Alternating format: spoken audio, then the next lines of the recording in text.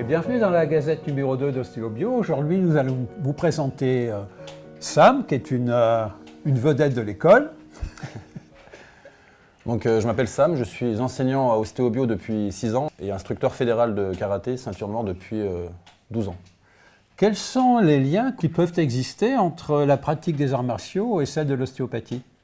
Alors, il existe beaucoup de liens entre ces deux pratiques, donc entre l'ostéopathie et les arts martiaux. Donc, je peux en citer quelques-uns comme la posture, les appuis, l'orientation du corps, l'orientation des forces qu'on peut exercer avec les bras, la concentration, la répétition du geste. Donc, ce qu'on va travailler, c'est ça, c'est 1, on touche le menton tout doucement, 2, 1, 2. Alors dans le karaté comme dans l'ostéopathie, donc il y a une notion de contact et il faut des qualités pour exercer ce contact. Quelles sont-elles? Donc dans les arts martiaux, nous avons des exercices spécifiques de travail avec un adversaire.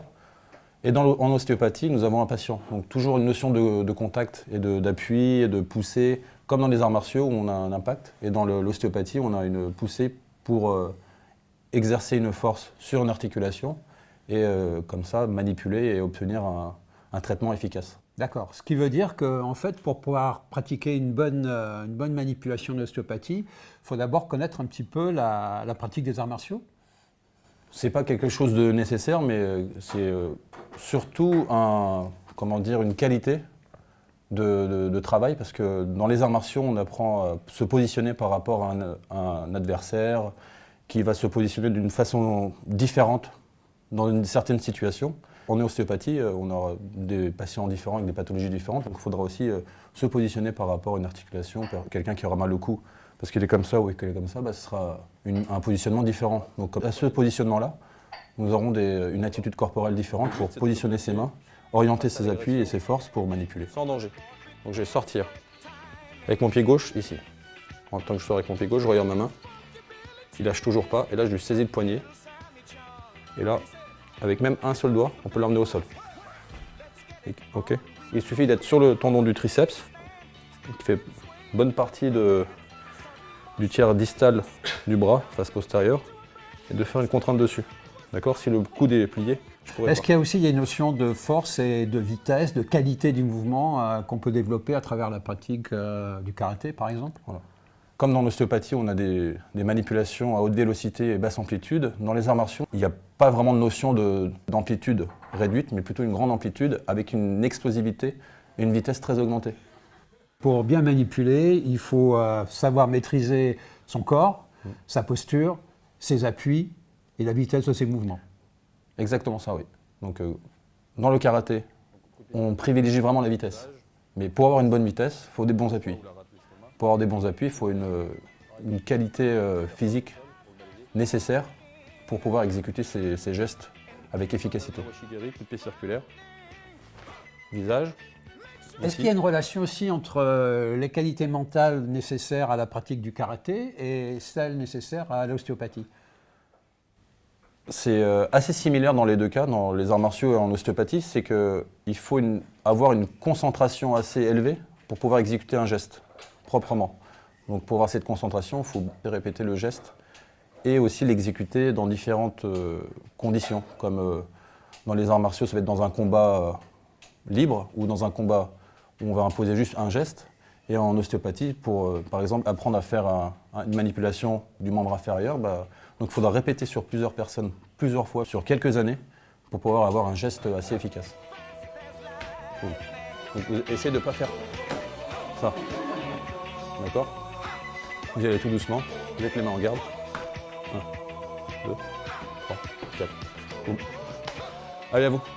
Eh bien, on se rend compte que, comme dans le karaté, l'ostéopathie, c'est quelque chose qui s'acquiert avec de la pratique et beaucoup de discipline.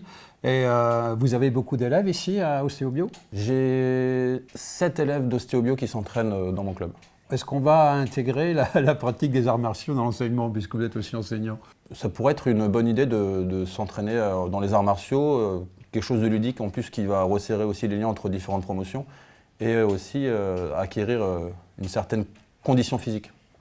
Est-ce que cette pratique apporte aux filles des qualités nécessaires qu'elles n'ont pas parce qu'elles manquent de force?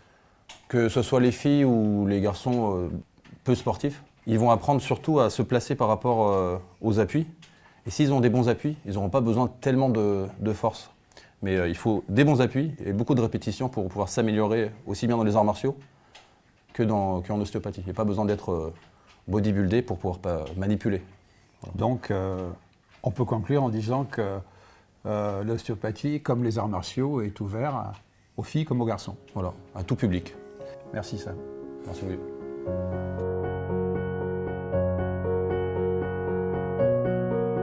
Et pour commencer ce formidable gala des 25 ans de l'école, je vais vous présenter les 3 plus belles de la promotion 2010. Alors, Véronique Courtois, et donc je suis ostéopathe. Julie Dumont, également ostéopathe. Elles sont toutes ostéopathes. Bénédicte Krebovic, ostéopathe et cadre enseignant à Ostéobio. Et maintenant, nous allons vous proposer le groupe et la présentation sera faite par Sam. Alors on va jouer de tout ce soir. Pendant qu'on est en train de parler, ils sont déjà dans le hall d'accueil en train de faire un petit cocktail jazz et soft pour l'accueil des invités. Et puis après, quand les invités vont passer dans la deuxième salle, là je peux dire que ça va être complètement différent. Donc on va faire quelque chose d'un petit peu plus rock, un petit peu plus excité quoi.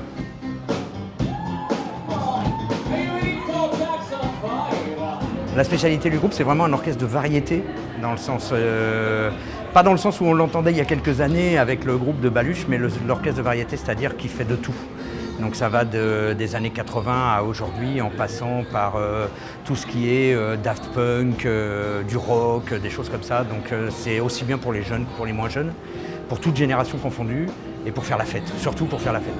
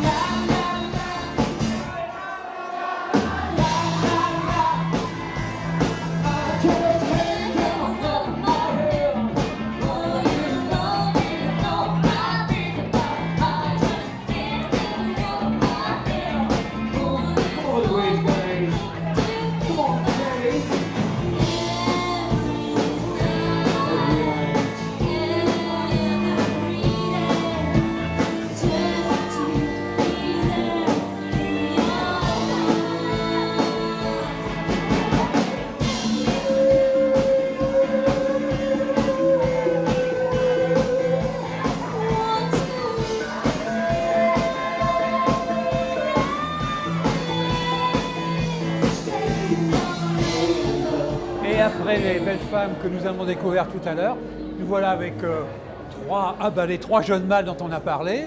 Je crois qu'ils ne sont pas cadres, ils sont étudiants et ils vont se présenter. Alors moi je m'appelle Louis-Marie Alex, je suis étudiant en 2e année et tout se passe bien pour l'instant. J'espère avoir mon diplôme d'ostéobio et voilà. Ok.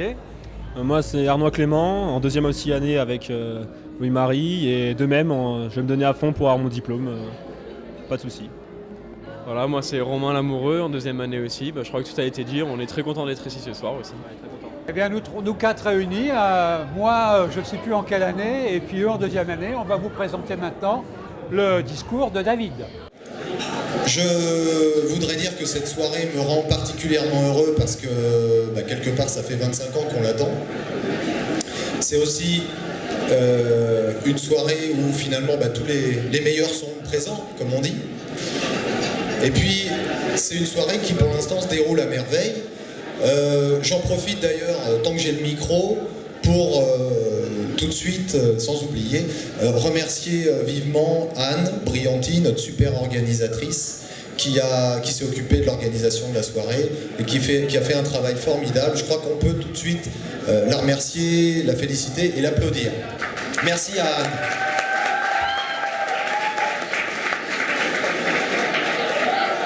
On reviendra dans cette salle pour le résultat du quiz auquel vous avez peut-être tous participé, un quiz où il y a la possibilité de gagner un lot assez prestigieux puisqu'il s'agit d'un Magnum, d'un Grand Bordeaux, un Grand Cru millésimé, offert gracieusement par AXA, qui est un de nos partenaires de la soirée.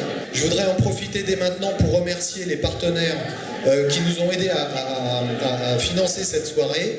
Je pense notamment à monsieur Antoine, quelque part dans l'assistance, qui représente la société AJP, filière d'AXA, et qui participe à la soirée, et notamment qui offre cette bouteille de vin, ce Magnum.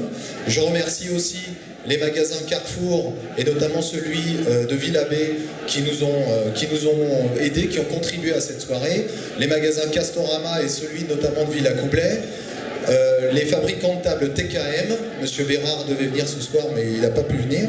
Je remercie aussi monsieur et madame Ravier et monsieur et madame Wojtakowski qui, à travers leurs entreprises respectives, ont participé au développement de l'école grâce au versement de la taxe d'apprentissage. Donc c'est grâce à eux en partie qu'on est là tous ensemble et j'espère que vous allez passer une bonne soirée. Et maintenant avec Émilie en 5e année. Morgane en O3. Mégane en 3e année. Juliette en 5e année. Qui va vous présenter Le making of.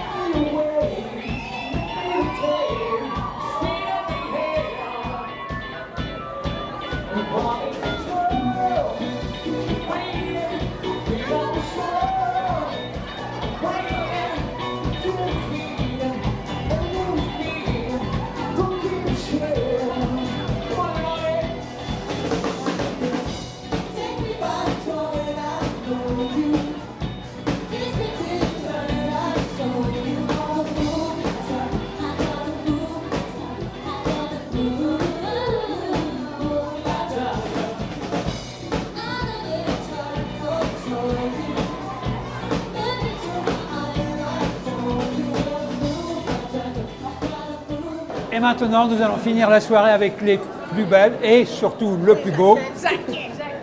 Jacquet. Jacquet. C'est moi, ouais. Quelle année 4e année. 4e année. Voilà. Laurane, 4e année aussi. Aurélia, 4e année. Volontaire. Charlotte, pareil, 4e année. Du caractère. Marine, du 4e année aussi. Aussi. Et tout le monde vous dit au revoir. Et alors, au prochain. Au prochain gala dans 2 ans. Au revoir.